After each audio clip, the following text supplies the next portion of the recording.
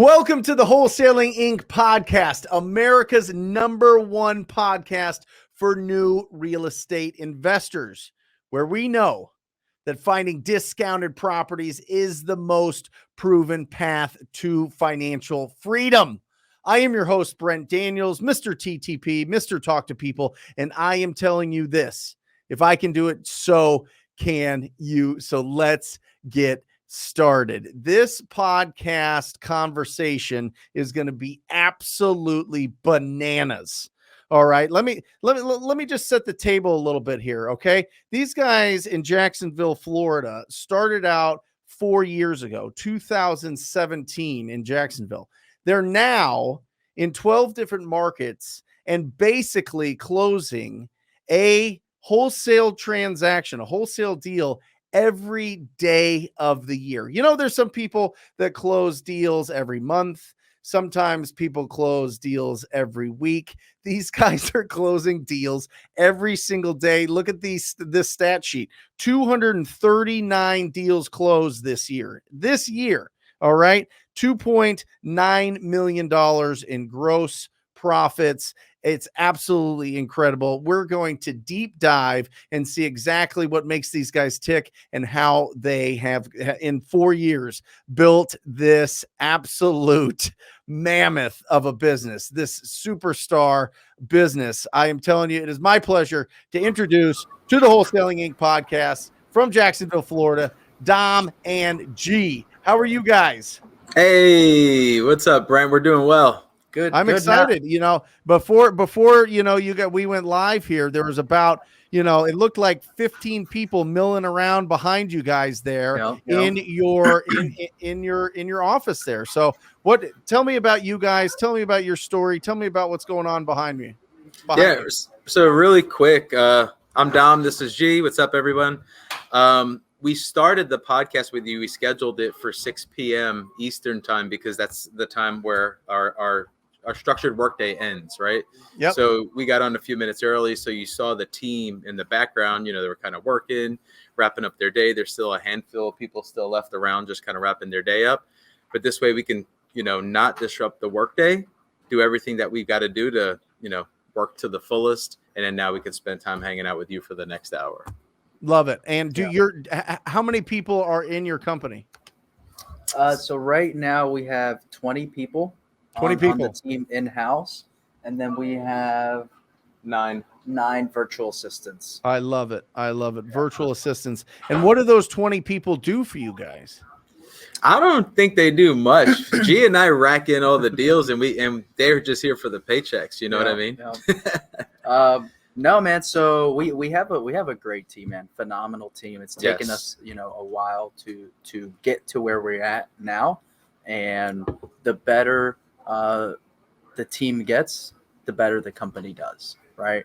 And so right now we have, like I said, we have 9 virtual assistants, and then this is something that I know you do, that we talked about last time. We have three junior acquisition managers, and then we have 4 senior acquisition managers. Awesome. Right. And then the other 13 people in your office, are they making cold calls? Are they doing operations? What are they doing? No. So the virtual assistants do all the cold calling. Okay. We have 2 acquisition liaisons that are support for the acquisition managers. Okay. Like assistants. Yep. So we have a big goal, right? Which doesn't always work out this way, but we have a big goal so that the acquisition managers don't have to touch the file after they get the contract, right? Got it. We want everything taken care of from the point they get the contract on, whether it's, we have a buyer asking how old is the roof, instead of the acquisition manager calling to see how old the roof is. We don't need them calling, right? Or we need to set an appointment to get in. We need to get the lease, whatever it is. We're trying to take that off the acquisition manager's plate. So we have 2 acquisition liaisons that take care of that. And then we have 1 disposition liaison. And they're kind of a hybrid right now. just because it's so easy to sell the deals right now. Yeah. That the disposition liaison is the one who markets out the properties, email blast, does all that, puts it on the websites. But now they're also transaction coordinator, right? Got it. Yep. So we have the disposition liaison. Then we have 3 disposition managers, and then one of them, they were a disposition manager, and now they're focusing on JV deals, right? So that's all they do all day is just communicate with other wholesalers. It's pretty cool now because of, here locally, we don't even market out for JV deals. People just call us and they're like, hey, can you do something with this deal? So we had to, put somebody in place to just handle all that, coach people through it. Just because with, hundreds and hundreds of deals that we've done, we have a lot of deal experience, what to do when the tenant won't let you in, what to do when the seller won't let you in, whatever, right? So we kind of help out our JV wholesalers through those. So we have one person that does that. Then we have 1.5 transaction coordinator. So we have 2 basically transaction coordinators. But like I said, one has the role of the disposition liaison as well. And then we have A project manager. A project manager who what they do is just pull the list, upload it into the dialer. They handle communications with the virtual assistants, and then they help us with all the automations inside of our CRMs, the Globy Flow, the Zapier, all of that. Excel wizard. Excel freaking magician. Sure. Right? Yeah. And then we have an operations manager who kind of helps us put out the fires, right? Because when you're doing 30, 40 deals a month, closing 30, 40 deals a month, there's a fire every hour, right? Hey, Yep. Closing is at 2, buyer hasn't sent the money yet. What's going on? Seller hasn't, closing is at 2 and seller hasn't answered our calls or title calls or, what do we do? Whatever, right? So helping us put out those fires. It's like they know it's Halloween.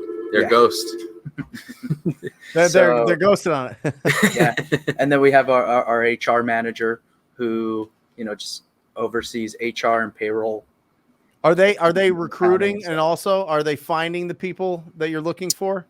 They work with us to recruit. The HR manager, he does like the ads post, the initial group interviews and things like that. And then when it comes to a true candidate, then I'll normally do most of the interviewing for those. G does some of the interviewing for those, and then collectively we'll make a decision. But on that second interview with most of the candidates that we're looking to potentially hire, G does eventually speak and sit on most of those interviews. Awesome. Right. Yeah. Let's like backpedal 48 months. Let's backpedal to 2017 when you guys started. How do you build something like this? Like before you guys did your first deal, were you guys partners? Did you guys start this together? Were you guys both like independent islands that came together as like a nation? Like what happened? So I'm going to actually let you, because you normally start that part of it. Cool. Yeah. Dom used to be my sugar daddy. No, I'm kidding. So I used to work for a wholesaling business. I got into the game in late 2014. Okay. Found a mentor, and I offered to work for free for them, right? For like 2 years, right? Yeah. So for about a year, I didn't get paid, and I just wanted to learn everything. And then after that, I started doing deals under that company, and I probably did 200 deals or more with that company. It's funny because the reason I started off in one role, which was dispositions, right? Yep. I had to sell the property. They would give me the properties, and then I would sell the houses. Then I ran into the issue of they weren't in my market. I think you were like 18 or 19 years old, by the way, as well, 19, right? Yeah, I was 19 when I got started. And so they were not in Jacksonville, and they were marketing in Jacksonville, which is where I was at. So I was dispoing their properties in Jacksonville. But then I was getting, feedback from my buyers. Hey, what the hell is this? What is that? Blah, blah, blah, blah, blah. So then I was like, hey, let me underwrite. Let me start helping you guys underwrite the deals, right? I can take the feedback from my buyers. I'm learning the market. Let me start underwriting the deals. So I would tell them where to lock it up and stuff like that. Yeah. Then they were paying a company to go take pictures of the properties, and I needed money, right? So I was like, yo, just pay me, the money to take the pictures, and then I'll also get some insight because I'll be going to the property, it'll help me sell it. So I was doing field underwriting and dispositions. That's kind of how it evolved, my role. And then it just got to the point where and I'm still super good friends with everybody that I was at in that last company. But, I just got to the point where I was just an entrepreneur, what I mean? And I met Dom because he had rentals on the market. So he and we'll go into Dom's story here, but that's how me and Dom connected. I actually wholesaled a couple of Dom's properties that were turnkey rentals. So I had a turnkey investor who was looking to, they weren't looking to buy properties that needed work. They were willing to pay a premium for properties that were ready to go, tenant occupied and stuff like that. So, I was trying to find them through my wholesale company. But, we're usually not targeting nice turnkey properties, right? So I resorted to the MLS, and Dom had 1 or 2 properties on the MLS. And then, I made him an offer. We did one deal. Then I started asking about more properties. Dom had a portfolio of rentals. And so I ended up like selling like five properties of Dom's to this fund that I was working with. And that's how me and Dom got connected. Awesome. Yeah. So the answer is just a whole bunch of hustle. Oh, a whole bunch of hustle. I mean, just a whole bunch of you connecting, seeing somebody that you want to be like, saying, hey, listen, can I work with you? Can I work for you? Can I do something? You going for a year. During that year that you weren't getting paid, what were you doing? Living at your parents' house? Like you had a part-time job? Like how do you live a year without getting paid? So my mentor had a duplex on the beach, and the agreement was I'll work for you for free. You let me live in one side of the duplex. Awesome. And my parents own restaurants down in Sarasota, Florida, and Bradenton, Florida. So over on the weekends, I would just drive down to Sarasota and Bradenton, work at the restaurants, make some tips, come back up on Sunday nights, work during the week. And the reason why I wasn't getting paid is because I didn't want a specific role, right? I just wanted to follow this guy around. So, it wasn't always about wholesaling. My mentor, primarily it wasn't about wholesaling. My mentor has a success, he had a successful brokerage. He did high-end sales on, in St. Augustine on the beach and stuff like that. So that was his primary business. The reason me and this mentor connected was because I was the young guy who wanted to learn everything about wholesaling. Yep. He was a super busy real estate entrepreneur who dabbled a little bit in wholesaling. So he had the money, just not the time. And I was the guy who had all the time in the world. I was just like, yo, you already have all the programs. Let me just put it to work for you. And that's kind of how it evolved. And then with Dom had a property preservation company. So basically when banks foreclose on a property, they hire a company that goes and changes locks, secures the property, cuts the grass. They'll cut out, any mold in the property. They just preserve the house, right? They do trash outs, whatever, right? So Dom had a super successful company with that. And as the market got better and better and better, there was less and less and less foreclosures. And so Dom was looking for the next big thing, right? Dom was either going to start a property management company, do some other business ventures. And then it just so happened that I started wholesaling his rental properties. And Dom was super intrigued with what I was doing. And I was super intrigued because, I sold his first property to my fund. And then you start to try to build a relationship with the seller, right? Because once I was like, oh shit, he's got like 7 other turnkey rental properties. I'm like, yeah, I gotta milk this guy, right? So I'm trying to build a relationship with Dom, and Dom knows that I'm looking for more properties. So Dom also wants me to buy, you know, his other properties because, you know, I was able to pay top dollar. And when I was, you know, 19, I wasn't making 30 grand on a deal. You know, on Dom's deals, I just got paid $2,000 on every property I sold to this fund. Right. Yep. And so I was able to pay basically top dollar for his rental properties. So that wasn't hurting Dom at all. So Dom wanted me to keep buying his properties. I wanted Dom to keep giving me properties. So we just kept going out to lunch. Eventually he let me visit his office. And, you know, I've always been interested in owning a business, right? I'm not one of those guys that wants to have a you know, nothing wrong with it. I just don't want to have a virtual business with, you know, VAs and what, like, I want to have a legit office, you know, a big sign out there. I want to have people in the office. And when I went to meet Dom at his office, that's what he had. Dom had a successful business.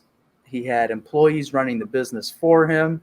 And so that's what intrigued me into partnering up with Dom, right? I had no idea about payroll, hiring, firing, taxes, whatever. You know, I was freaking, when me and Dom first started hanging out, I couldn't drink beers, right? So I had no experience with that. And I'd never been through corporate America.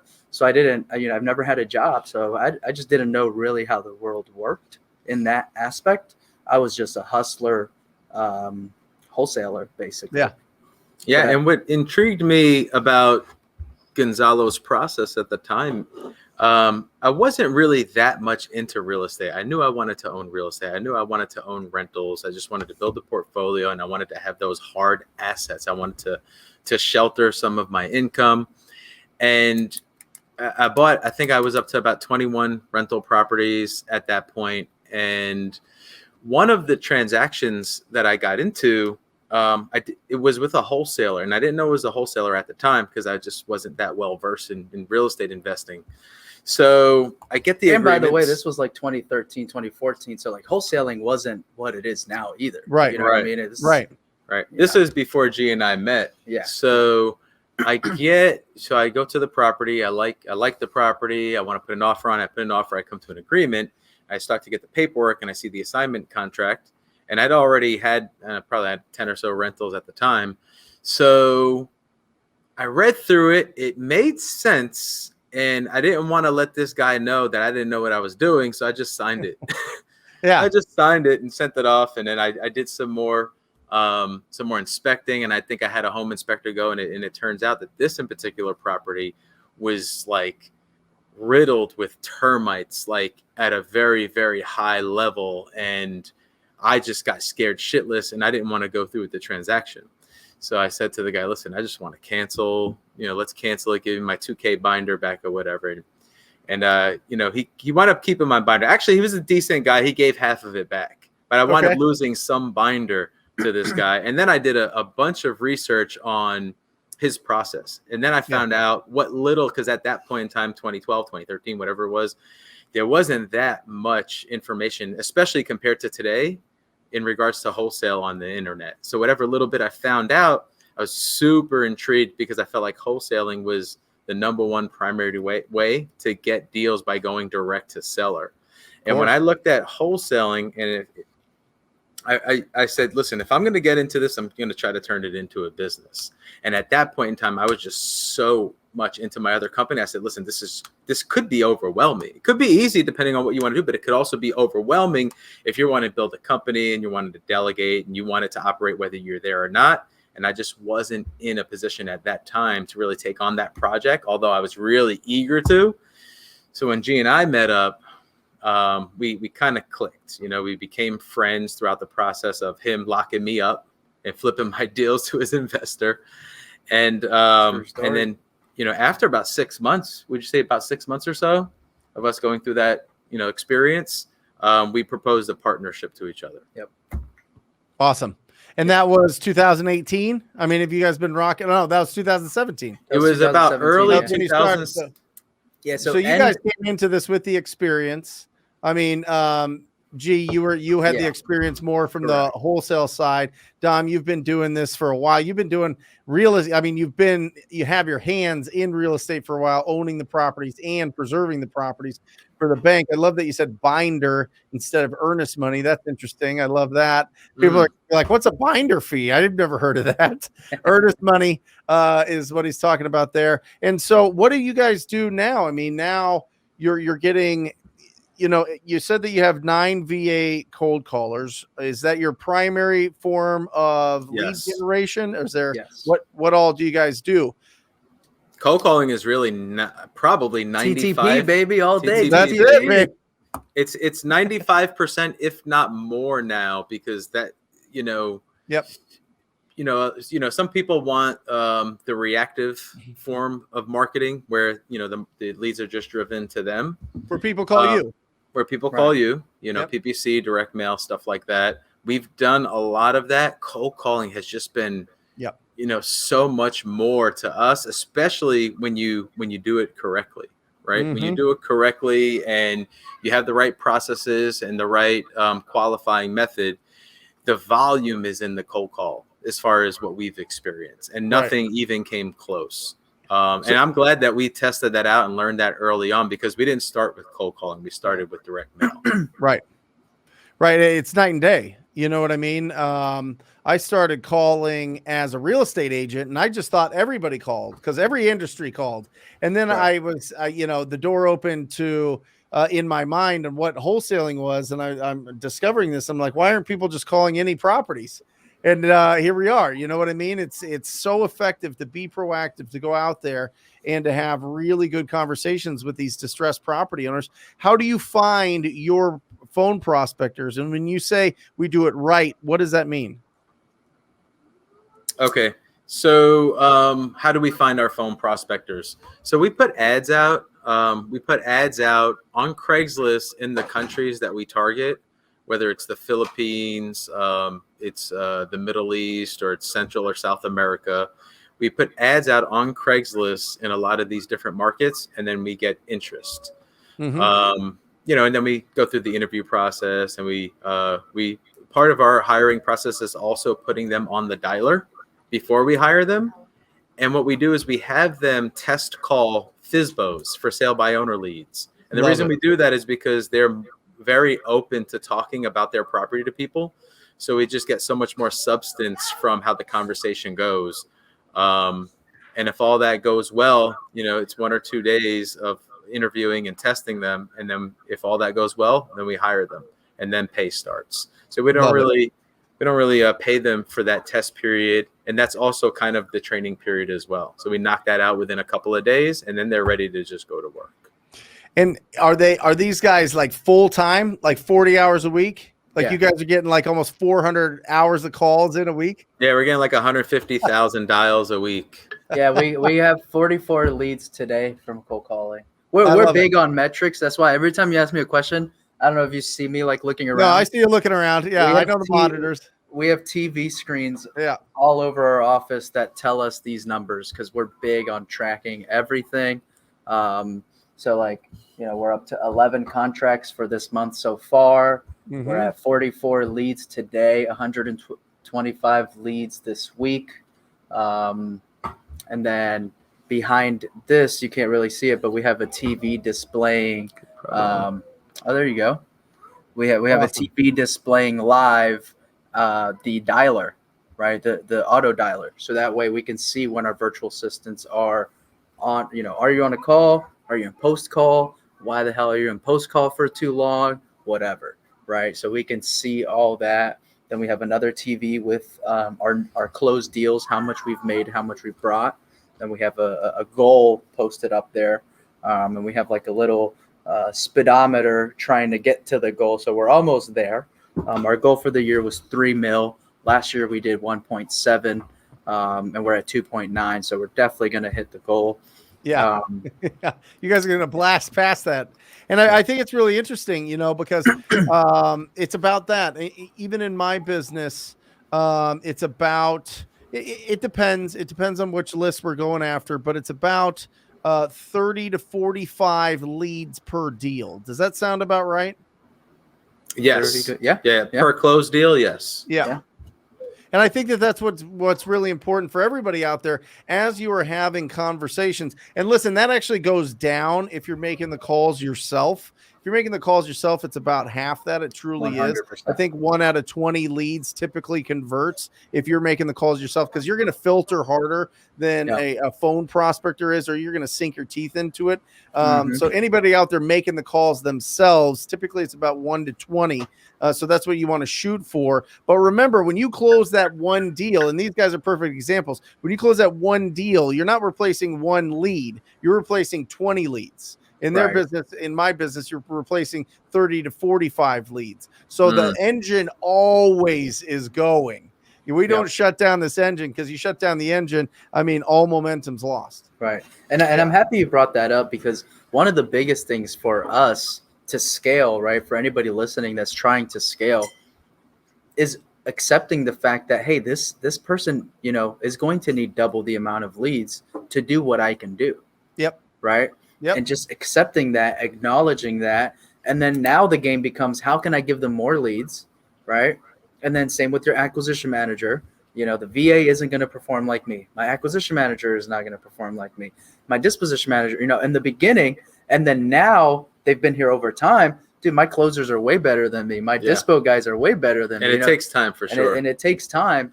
But, you know, really, really accepting that, hey, they're not going to do as good as you. Yep. That's part of hiring, right? Yep.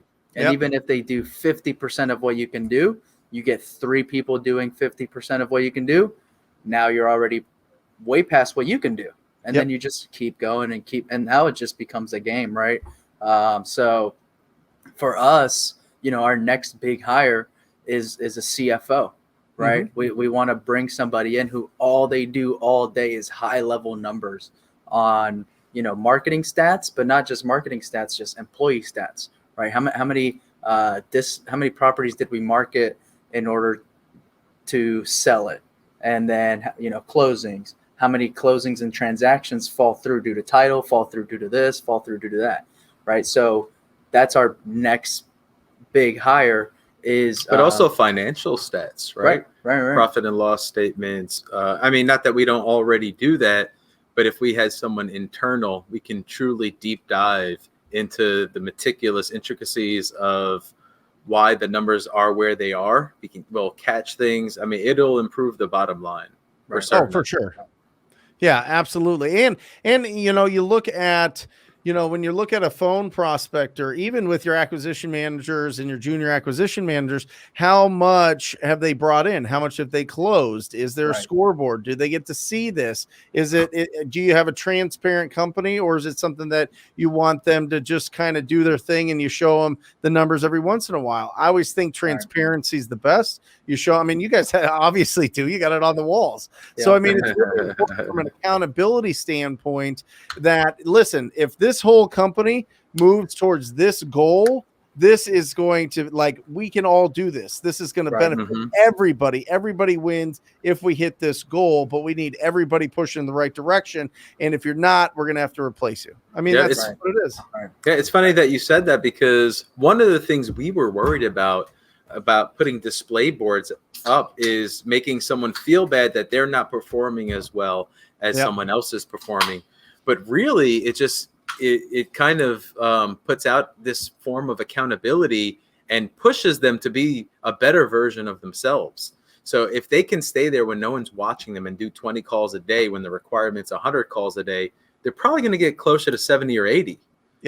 With the accountability. So it's really improved the performance of the team. And by putting the goal up, the all-encompassing goal that we're all chasing, people talk about it. People get excited about it. You know, they want to know what's going to happen when we hit that $3 million mark. What's going to happen on that day? You know, is Ronald McDonald going to jump out from behind the curtain? Like, people are kind of eager, you know, and they talk about it and they push toward it, and they want to be a lot better, you know, and that's one of the big things. It's team building. If there's not a shared struggle, a shared work, a shared, like, we got to put this in so that everybody benefits. You get that kind of culture, that kind of environment where you have that optimism and you have that positivity and you have that enthusiasm and energy. You can certainly have that kind of hardcore accountability. It's just like raising kids, right? Every book that you read says, you got to put boundaries. Boundaries are like the guardrails on a bridge that keep them safe, make them feel safe, that they know what they're doing is right and they feel protected. It's the same thing with a team. You build that culture, you build that optimism, all baked in to hitting the goals that you have. Man, that's a powerful company. Absolutely. So absolutely. And one of the, go ahead. Well, I was just going to say one of the biggest challenges too of growing this team is, G has done a bunch of wholesale deals before, as he said, and I had a really good company prior to this one, but I never hired and grew a sales staff. It was more of an operational kind of company. I was the salesperson that got the big contracts with the national institutions and stuff like that. Never really had to have a sales team like this, and that's been our biggest challenge. So with the hiring process is really, especially for sales, it's opened our eyes to just not settling for anything less than great people. Right. And that's been a game changer for us. It took us like two to 3 years to learn that processes aren't going to just organize themselves. They're not going to be the driver for how your company performs. Great people. Totally agree. Gee, break down a deal. Let's put you in the hot seat a little bit. Break down a deal that you guys want to talk about. We're going to talk about how you found it, what you did, what the condition of it was, with the timeline, with their motivation, what price you got it in, and then we're going to ring this victory bell when you tell us how much you made on it. All right? Mm-hmm.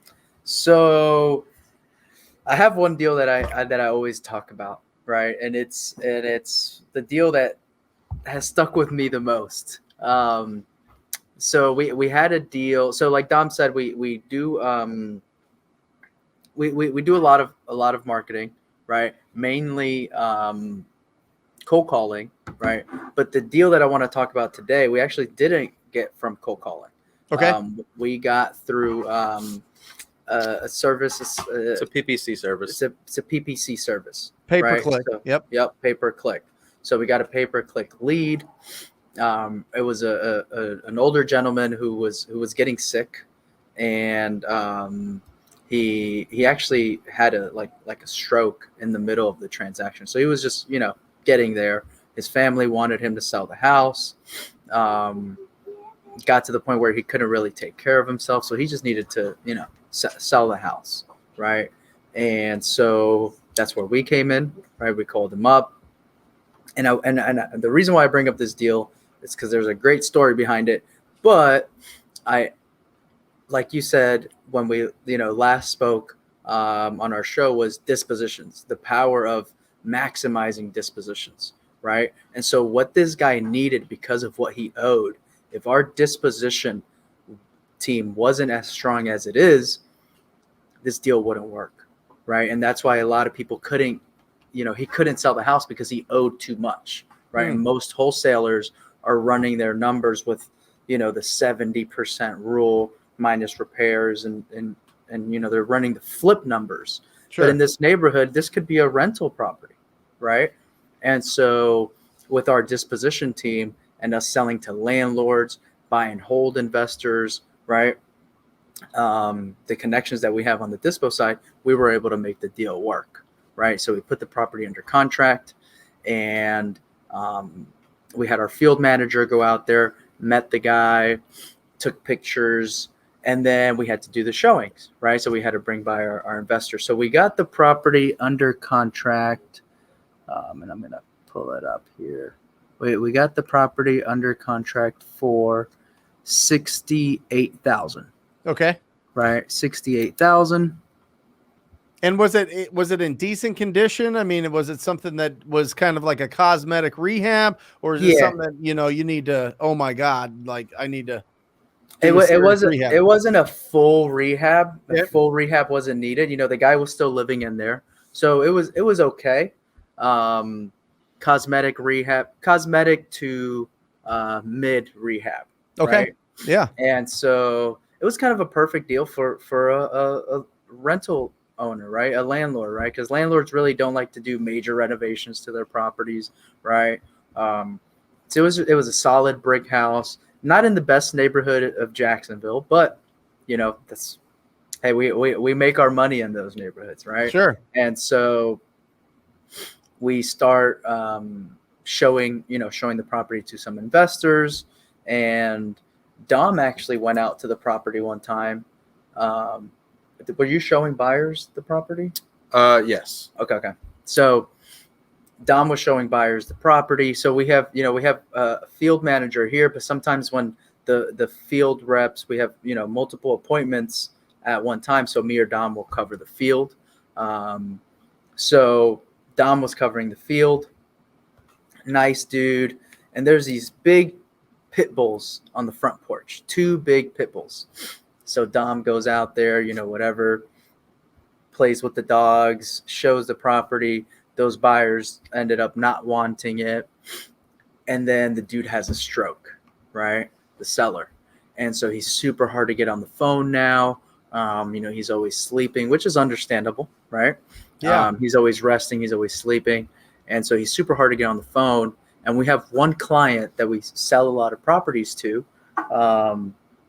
and they wanted to go look at it. So, we're calling the guy up. He finally answered. He's like, yeah, well, we'll do the appointment tomorrow at X time. That day comes up, and I know this guy's flaky, right? The seller. So I'm calling him that day to try to confirm the appointment. He's not answering. He gave me his word that he was going to be there. So I go anyway, and I told the buyers the appointment was confirmed. He'll be there, right? So he's not answering. I get to the property this time, right? Because I had to cover it. And there's these big 2 pit bulls on the front porch, right? And the buyers were there at the buyers were there too. Sure. Right? 2 or 3. Yeah. And there's 2 big pit bulls on the front porch, just sitting there tied up to the front porch.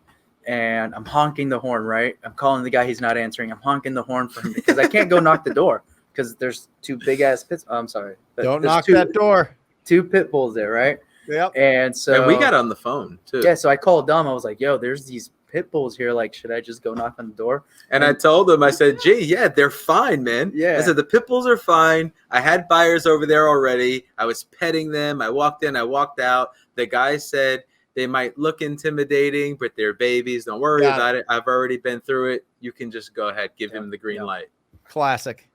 So as I'm getting closer, to get to the door, the dogs are growling, whatever. And I'm just like, dude, there's no freaking way. So I just start yelling, whatever. Long story short, the dude ends up opening the door, right? The owner opens the door.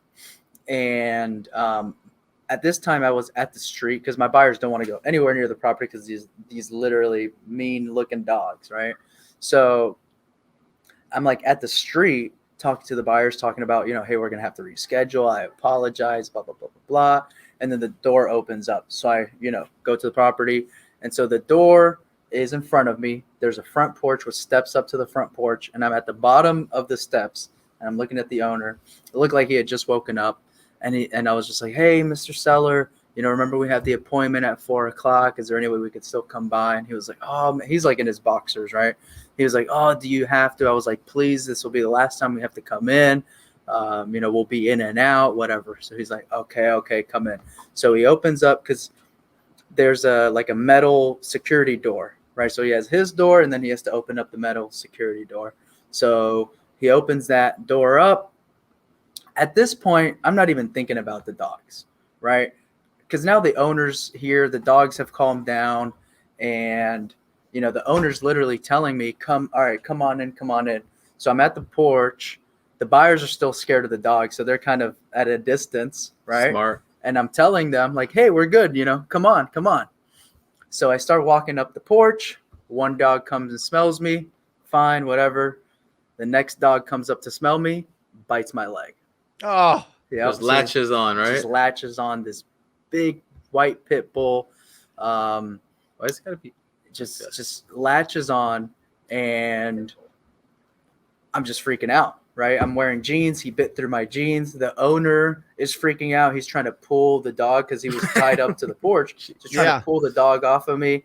The owner's hitting the dog with a cane, right? Trying to get the dog off of me. I don't know what to do.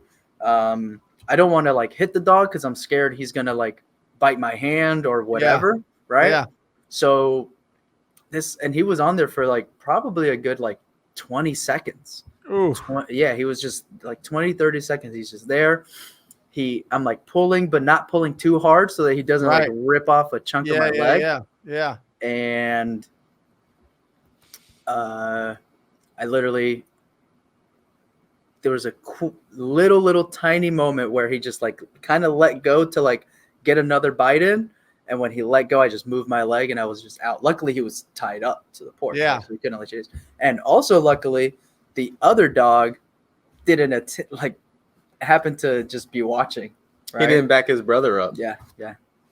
Well, he knows his brother's crazy. Long story short, the buyers bought the property. Wow. I rushed to the I rushed to the ER. Whatever, they clean it up. There was a cop at a stoplight, and I was just zooming. I was like, if there's one time that I can speed to the hospital, it's right. This is the one time. If I get pulled over, I can justify it. Yeah. So I get to a light. There's a cop there, and I roll my window down, and I tell the cop, hey, I literally just got bit by a dog. Is there any way I can run this light? And he was like, are you serious, man? I was like, yeah, I can show you my leg right now. He's like, all right. So he turned on his lights, blocked the road, and then he just let me go. So I went and got to the hospital. I had to do like rabies shots because I called the owner and I was like, hey, is that dog up to date on his shots? He was like, no, he's not. So I had to do this rabies shot treatment. It was just a whole thing. But the good news is the buyer still bought the property. And we had the property for 68. We ended up selling it for like 85. But after like the hospital fees, we ended up like netting $8,000. And I tried to go back to the owner and renegotiate and stuff like that. Yeah. He couldn't. But he couldn't because have the room. He didn't like he owed like he didn't walk away with any money. Yeah. So it was either like, do I sue the guy to get money, pay for my hospital bills? Like this guy has nothing. You know what I mean? No, that'd be a waste of time. Yeah. And now every day at about 3 p.m., G foams from the mouth. Yeah, that's it. That's right. That's why you have to have a Corona at 6. Wipe the corner of your mouth. Yeah. Doctor's orders. Well, congratulate 8,000. Here we go.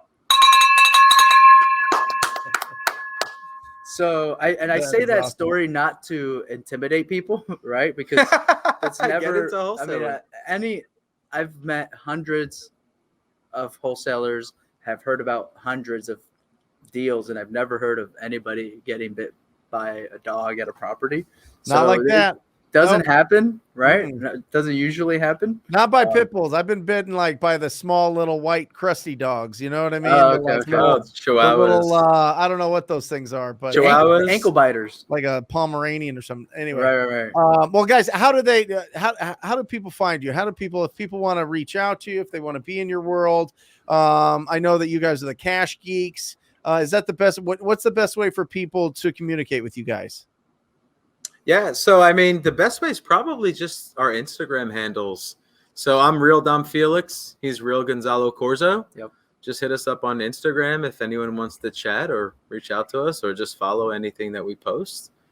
Say it one more time for everybody that's not watching, but they're listening. It'll be in the show notes as well, guys. And if you guys are watching this on the YouTube channel, Brent Daniels YouTube channel, we'll put it in the show notes as well.